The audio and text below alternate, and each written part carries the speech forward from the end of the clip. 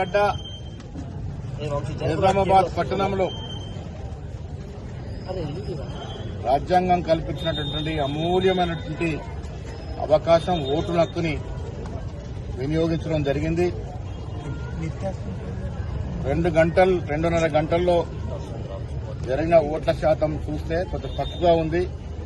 నేను రాష్ట్ర ప్రజలకి ఎక్కడైతే మున్సిపల్ ఎన్నికలు జరుగుతూ ఉన్నాయో, ఏ కార్పొరేషన్ ఎన్నికలు జరుగుతూ ఉన్నాయో అక్కడ విజ్ఞప్తి చేస్తా ఉన్నాను. ఓటు హక్కు అనేది ఒక అమూల్యమైనటువంటి వరం, రాజ్యాంగం ఇచ్చినటువంటి వరం. ఆ వరాన్ని సద్వినియోగం చేసుకోవాలని, సరైన పద్ధతిలో ఓటు శాతం పెరిగితే క్వాలిటీ ఉన్నటువంటి నాయకులు ఎన్నికే అవకాశం ఉంటుంది. అందుకే నేను రాష్ట్ర ప్రజలకి, నిజామాబాద్ పట్టణ ప్రజలకు విజ్ఞప్తి చేస్తా ఉన్నాను.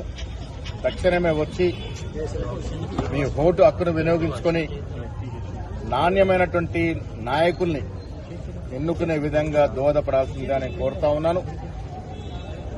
మున్సిపల్ ఎన్నికల్లో బీజేపీ వారు చాలా చోట్ల మొత్తం పేరిట ప్రజల్ని రెచ్చగొట్టే ప్రయత్నాలు చేశారు, ఇంకా చేస్తూనే ఉన్నారు. కానీ రాష్ట్ర ప్రజలు విఘ్నులు, ముఖ్యంగా నిజామాబాద్ ప్రజలు విఘ్నులు, అభివృద్దిని ఆకాంక్షిస్తున్నట్టుగా మనకున్న సమాచారం. కాబట్టి ఈ రాష్ట్రంలో జరుగుతున్నటువంటి మున్సిపల్స్లో 90% వరకు కాంగ్రెస్ పార్టీ గెలుచుకుంటా ఉంటుంది.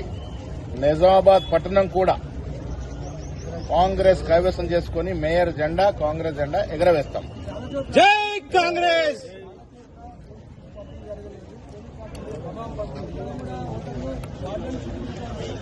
అదే ఆ ఇబ్బందులు మా దృష్టికి కూడా వచ్చాయి. ఓటర్ స్లిప్ సరిగా పంపకం జరగలేదని నేను ప్రజలు విజ్ఞప్తి చేస్తా ఉన్నా. మీరు బూత్ వద్దకు వచ్చి మీ ఓట్లు ఎత్తుకొని మీ ఐడి ప్రూఫ్ చూపించి ఓటేయాల్సిన విజ్ఞప్తి చేస్తాం. కాంగ్రెస్ పార్టీ